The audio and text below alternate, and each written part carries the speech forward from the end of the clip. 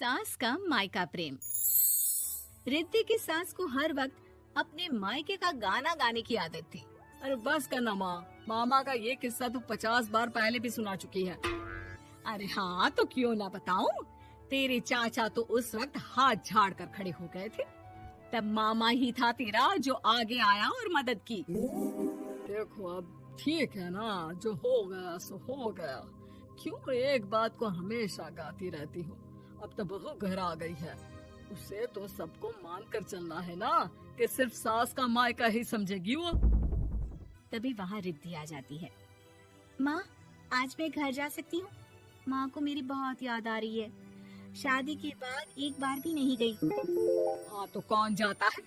अरे मेरी शादी के बाद जब मैं विदाई होकर आई, इतना बड़ा ससुराल मेरा, खाने वाले 10 लोग और बनाने वाली मैं सिर्फ एक। ऐसा लग रहा था जैसे सिर्फ खाना बनाने के लिए ही ब्याह किया है। वो तो मेरा भाई था, गांव से एक काम करने वाली चाची को भेज दिया जो मेरा हाथ पटाती थी, और उसको पैसा, खाना, कपड़ा, रहने के लिए कमरा, वो सब किसने दिया था? तुम्हारे भाई ने। ये मामला रोज का था। ससुर भी जब गुस्सा होते तो वो सारी बात कह देते जो उनके मन में इतने समय से चल रही थी। मेरा भाई, भाभी, भतीजा, भतीजी सब छुड़वा दिया। मैंने जीवन भर सिर्फ तुम्हारे परिवार वालों से निभाया, लेकिन अब भी चैन नहीं है तुमको। बहू के सामने सास को लगा कि उसकी बेइज्जती हो रही है।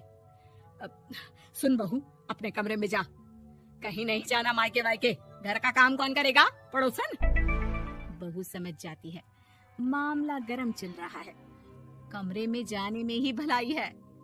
कमरे में क्या है? तुम्हारी माँ हर वक्त चिक चिक चिक करती रहती है। कल ताई मिली थी तुम्हारी मुझे, लेकिन मजाल है सासू माँ की उन्होंने एक बुराई की हो, लेकिन सासू माँ हाँ, जब देखो तब ससुराल के लोगों की बुराई करती रहती है। बेचारे पापा जी कितना मिस करते हैं अपने घर वालों को। मेरा तो बड़ा मन करता है कि ताऊ जी, चाचा जी और सब मिलकर रहे, ना साथ रहे लेकिन आना जाना तो ठीक से रखे। हिंदुस्तान और पाकिस्तान एक हो सकता है, लेकिन चाचा और ताऊ के परिवार के साथ हम लोगों का मिलन ना जी ना कभी नहीं हो सकता। ये बात है। देखिए, मेरे साथ ना ज्यादा चैलेंज मत करिएगा।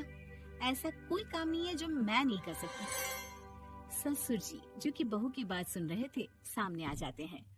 अरे बेटा, तू ये कर सकती है तो प्लीज मेरा परिवार किसी तरह मुझसे मिलवा दे।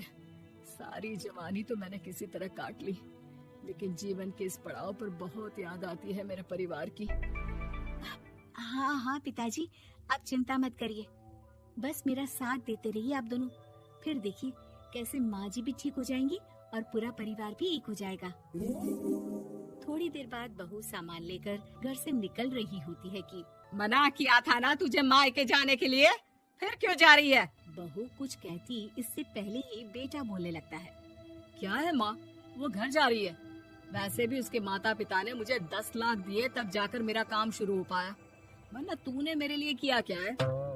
अरे वाह बेटा, बचपन से पढ़ाया लिखाया, तेरे दुख दर्द में जगी, और आज वो लोग तुझे सही लग रहे हैं। और फिर ससुराल में लड़की खुश रहे, ये तो मायके वालों की जीवन भर की जिम्मेदारी रहती है। तो ये तुमको भी तो सोचना था ना। ताऊ जी ने पापा को पढ़ाया लिखाया, जब तुम नहीं आई थी तो पापा के लिए ताई जी ने पापा की माँ की तरह देखभाल की। अब बोलिए। अरे तू कुछ नहीं जानता बेटा, तेरे पापा को सब पता है, तभी वो उन लोगों से वास्ता नहीं रखते। मैं उन लोगों को जानता हूँ, लेकिन मैं तुम्हें नहीं जानता कि तुम्हारे मन के लायक काम नहीं हुआ तो तुम घर की शांति बर्बाद कर दोगी। सास जोर जोर से चिल्लाने लगती है। तभी वहाँ सास का भाई आ जाता है। अरे क्यों आप लोग मेरी बहन को परेशान करते रहते हैं? पहले ये जीजा कम थे, जब बहू भी आ गई।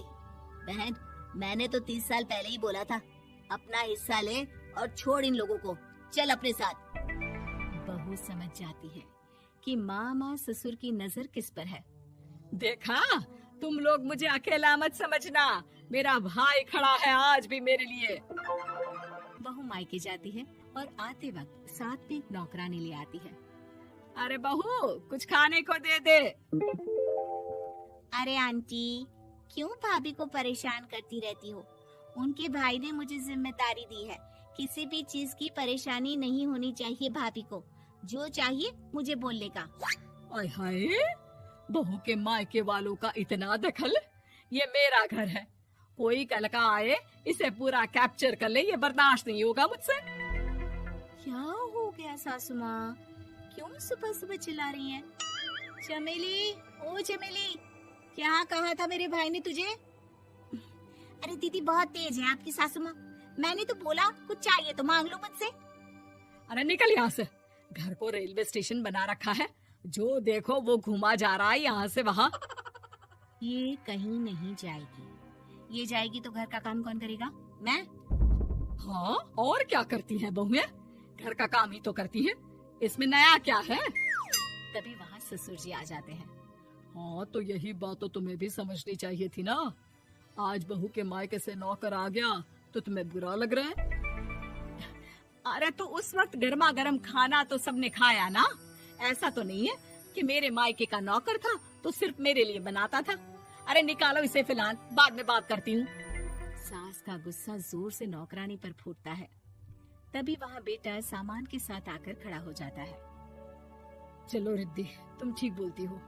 मेरी माँ को तो हम लोगों की कोई फिक्र है ही नहीं, ये तो सारा दिन सिर्फ अपने बारे में सोचती है। और देखिए, मैं अब से कह रही हूँ कि अब से इस घर की तरफ आपको देखना भी नहीं है। नहीं आना आज के बाद इन लोगों से मिलने। हाँ हाँ, बस कभी कभी दिन में 2 बार मिलने आ जाओ। नहीं, बिल्कुल नहीं। ससुर झूठा नाटक करते हुए। मेरी बीवी ने मुझे मेरे ही परिवार से दूर कर दिया, आज बहू मेरा इकलौता बेटा दूर कर रही है। हाय, कैसे जीऊंगा मैं? वाह, वो भाई जो आपको बेटे की तरह मानता था, उन्हें छोड़ने में तो दुख नहीं हुआ। आज खुद का बेटा छोड़कर जा रहा है तो कैसे जीऊंगा? बड़े आए। अब सास समझ चुकी थी कि उससे गलती क्या हुई है। मुझे माफ कर दे बहू, अब मेरी समझ में आ गया कि अपनों से दूर कर बीवियां पति का भला नहीं बल्कि उन्हें जीवन में अकेला कर रही है। मुझे माफ कर दे, मैं अब सबसे माफी मांग लूंगी। ससुर जी दूर से बहू को थम्स अप दिखाते हैं।